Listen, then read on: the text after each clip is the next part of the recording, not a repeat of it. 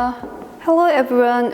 Today I brought Francis Bacon the two short essays of Plantation and the New Atlantis. But before that, as I announced it or as I promised last class, I'm gonna sum up John Donne first with the poem that we've covered last class, and then with one additional example that I found out in another poem. Okay, so the ways in which I've explained John Donne's poem, the main point is that the main thing, the main story, not story, but what's happening in the poem mainly is, I'm talking about Age 19, to his mistress going to bed. So I want you to remind the poem here with me together. So the main thing of the poem is that it's the process of the male speaker's sexual mastery of his mistress. And specifically, it's the process of undressing the female mistress. So I want you to, I have shown the examples of the garments that the mistress is wearing and how that garment becomes undressed to the naked. So that's the main thing. That's quite definite message that John Donne, not message, but that's what John Donne is certainly depicting in this poem. So it's not easy, it's not difficult for you to grasp that what's going on here. It's about sexual mastery, that's very definite one. But the ways in which I want to go further, the poem is that to explore more about the colonial metaphor, how John Donne drew upon the colonial metaphor from the colonization, how John Donne employs that metaphor in this love poem between lovers. So that's quite interesting. That's because love poem sounds quite distant from colonization. So I think that's an interesting way for us to explore Donne's love poem with the colonization, with the context of colonization. What I have mainly analyzed is the license and roving hands.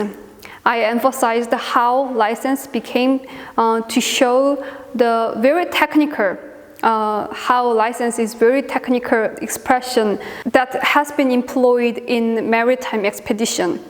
So license is not the word or expression for the love poem often, but here John Donne used the license for the love poem. So we can think about why. Roving hands also had two ways of significance. So roving, it literally means wandering or roaming, but the ways in which John Donne makes use of that roving hands in this stanza is not just the literal wandering, but so license my roving hands and let them go before, behind, between, above, and below. So if we draw upon that context of colonization, it's the process of how the land is explored by the European explorers, the English explorers. The land with the license from the Queen Elizabeth I, the explorers roaming, or they were wandering on the land with every direction. Before, behind, between, above, and below. Just like the male speaker's hands go every way on her body, on his mistress's body. The one additional, just to remind you, the last thing the speaker says is that, "Oh my America." Here, the speaker likens his mistress as the America. The female mistress is soon to be mastered by sexually mastered by the male speaker, and the America here as the newfound land, the land is soon to be conquered by the English as well. So here I want you to see how the America as the new land is being feminized, is depicted as the feminized body. And my kingdom safely when with one man. Here the man is the English, or more symbolically or more representatively the European explorers. Another example here, I want you to see the colonial metaphors in this stanza. And with that in your mind, I would like to go one more example in another poem. Actually, in the file that I have uploaded on eClass before, you can find this poem. The title of the poem is A Valediction Forbidding Mourning. It's page 1275, especially this part. It's from, as you see over there, you see the title of the poem over there, and then it's specifically the line from 25 to 32. Very briefly put, the valediction, the forbidding mourning, it's another poem between lovers, but this time the lovers need to be separated. So they need to say goodbye to each other, they need to say farewell to each other. So it's a separation. But what the male speaker is saying, is expressing their separation, is a little different way of the separation that we know. Then how? Here so these two means the separation between the lovers. Now we become to be the two as a separated being, but in a rather peculiar way. Then how? If they be two, they are two, as still twin compasses are two. Here, the Jondan, or the male speaker, likens their separation in the form of compass. Do you see these images of compass? It's the Renaissance compass that I found out the image. And here, thy soul means that your soul, the female mistress, your soul is the fixed foot. It means that you see these two parts, so the needle part and the center part. So the needle parts can move around, but the center one cannot move. So that way it's being fixed. What the male speaker is expressing is that your soul, your female, you are being fixed at the center. And I am the other who can move around you. So just like the same way. Though it in the center seat, so you are sit at the center, yet the other, me as the male speaker, I can go far. I can be roaming far away. Just like the European explorers go far away and they explore the new land, and they developed and they settled there and they developed their colonies. So I want you, with these lines, with these verses, I want you to see another colonial metaphor of how John Donne has employed that metaphor, or how he notices his already existing conception of the colonization by using that, by creating or by inventing colonial metaphor in a very unique way, and how he uses that metaphor in his love poems. So this is how I sum up John Donne's colonial metaphor in his two love poems. But I actually am searching for John Donne more. So if I am able to find out more interesting in John Donne, I will continue to John Donne next class. For today's class, actually this is also part of today's class. Let's move on. Francis Bacon. Do you remember that John Donne is personal history? He is powerless. He's being powerlessness. That's because of his religion, the very devout Catholic. But so that way, throughout John Donne's life, there's a very pervading sense of being powerless. But for Francis Bacon, his case is just the opposite one. Why? That's because from his birth, Bacon is all the time at the center of political power. He came from noble family, close to the center of government and power. He became Attorney General, means that the head of Department of the Justice. He became that Attorney General in 1613. And do you remember the term Lord Chancellor? The very important political figure who advised to the king.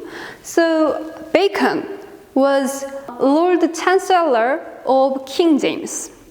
So if you remind, of the king and queen that we've covered so far, to the King Henry VIII the First and Queen Elizabeth the First and King James First. So Francis Bacon was serving King James, and John Donne was serving King James as well.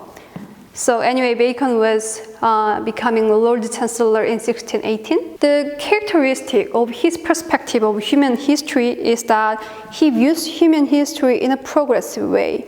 Means that human history can go further for its development. Human history is developing. So that way our future is just a total blueprint. So our future would be beautiful.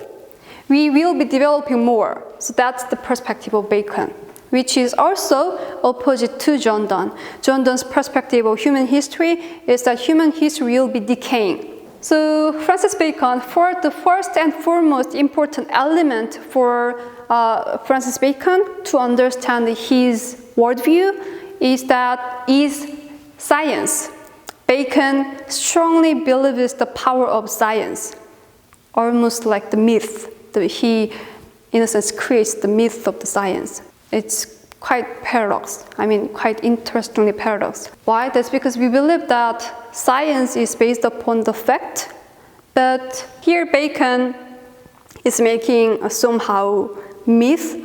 Using the science, he's making a myth of his visionary utopia. Of course, that utopia is different from utopia of Thomas More. He is making a different vision of utopia actually through the colony. So what I want you to see through John Donne, Harriet, and Bacon, what I want you to see through all of these three figures is that see the differences. So through John Donne and Harriet, what we as a reader can capture is the colonization as the part of the violent conquest. Actually, not part. Colonization, the very necessary part, the vital part of the colonization is the violent conquest, the brutal battle or the war between the indigenous people and the European explorer or the English. So that's how colonization is necessarily interlinked to the violent conquest. That's the basic idea of colonization. What Bacon has shown through his two short essays is that different idea of conquest or different idea of colonization. That's noticed in this short essay of plantation and the New Atlantis. Today, I will only talk about the old plantation because of the time limit. Plantations, this is the very first one, the very beginning part of the plantation. It's on page 1557. And on that page, you will see the very short essay of plantation. This is the very first three sentences. How Bacon starts with his essay in terms of plantation. Plantations are amongst ancient, primitive, and heroic works. Plantation, have you ever looked up the definition of plantation? Perhaps you might have heard the term plantation that you are already familiar with. I actually looked up. It's an estate on which crops such as coffee, sugar, and tobacco are cultivated by resident labor. Resident labor means that not the European explorer, but the indigenous people. So all of these plantations are supposed to be done by the indigenous people. If that's first definition. Historical definition means that plantation is the colony. So it has two ways of meanings. So as Francis Bacon starts this way, he here emphasized that plantation is has that much long time history. It's from the ancient times. It's not us who studied this. So when the world was young, it begot more children. But now it is old and it begot fewer, for I may just account new plantation to be the children of former kingdom. Here, Bacon does not deny the colonization. Bacon rather assumes this colonial project as a very necessary one, just like begetting the children. But so here, Bacon views that plantation as the children of the kingdom, the former kingdom. And then perhaps here the former kingdom would imply the England. And plantation, of course, would be the colonies that they have discovered. So what I want you to see as the difference between Harriet, John Donne, and Bacon is that so they now had the idea, the conception as the worldview of the colonization. So they know it.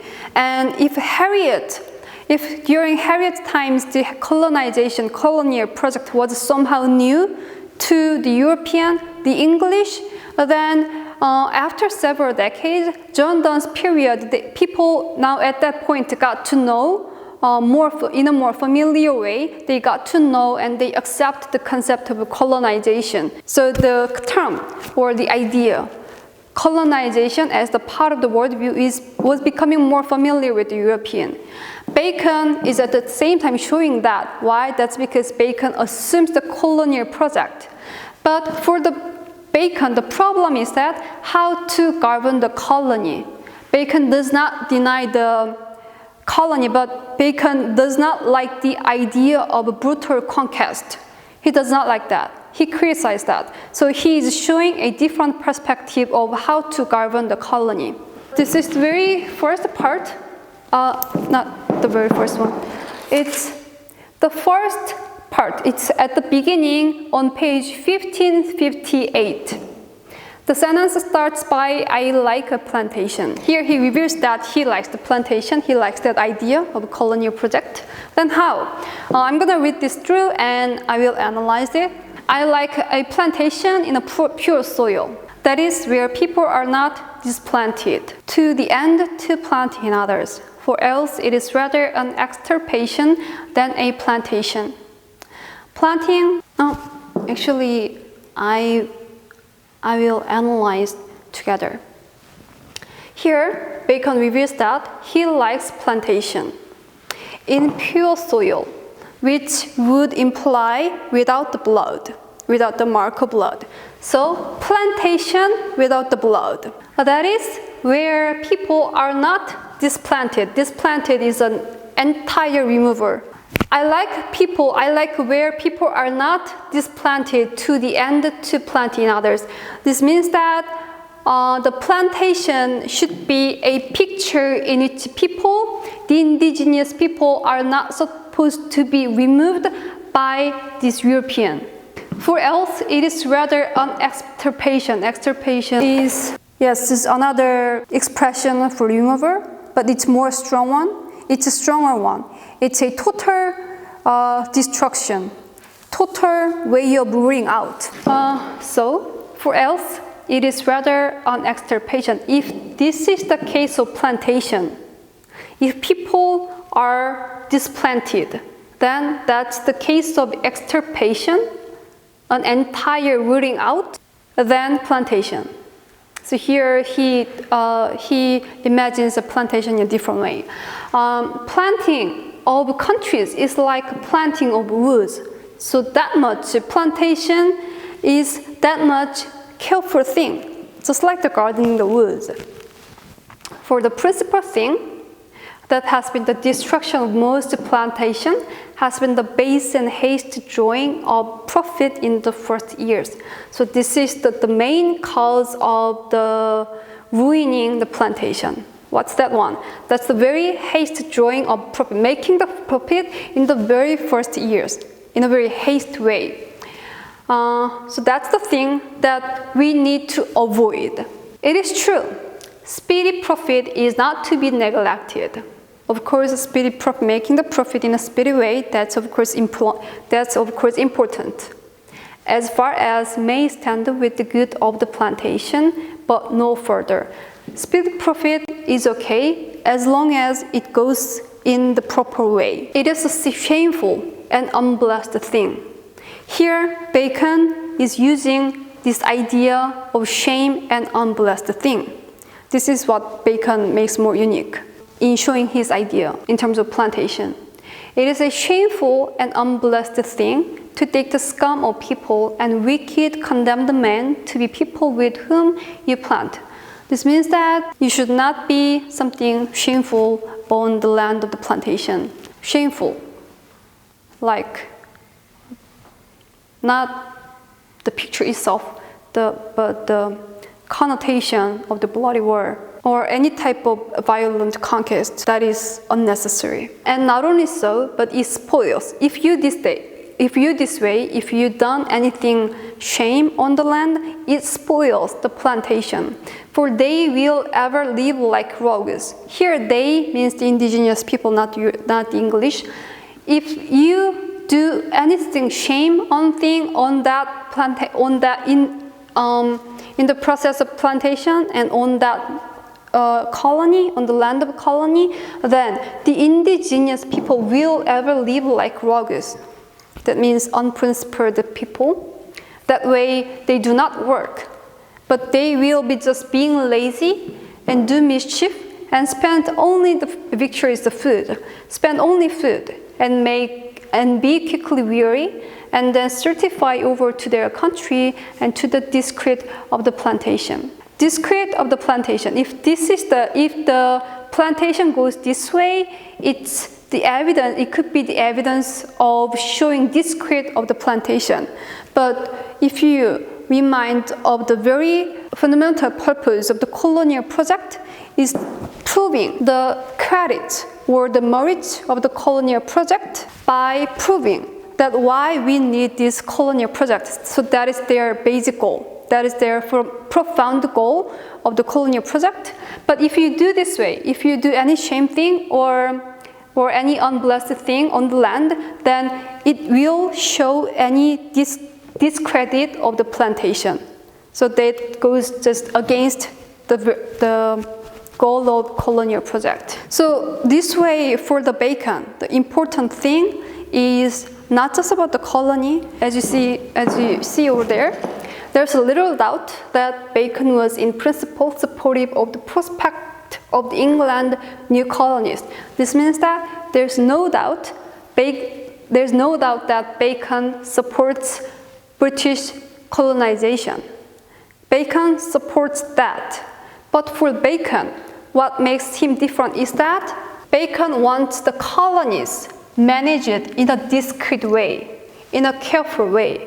So that way, his speculation is showing about more systematic or, for the Bacon, a better way of governing the colonies. So I will stop here for today's class, and for the next class, if you haven't yet done, please finish reading Bacon's New Atlantis, the another short essay, and I want you to think about why Bacon draws upon the image of the King Solomon. King Solomon symbolizes the wisdom, not the brutality. So I want you to think about why Bacon draws upon King Solomon symbolically and what does that represent. So please think about that, and thank you for listening for today's class, and I hope you will have a good rest of the week. Thank you.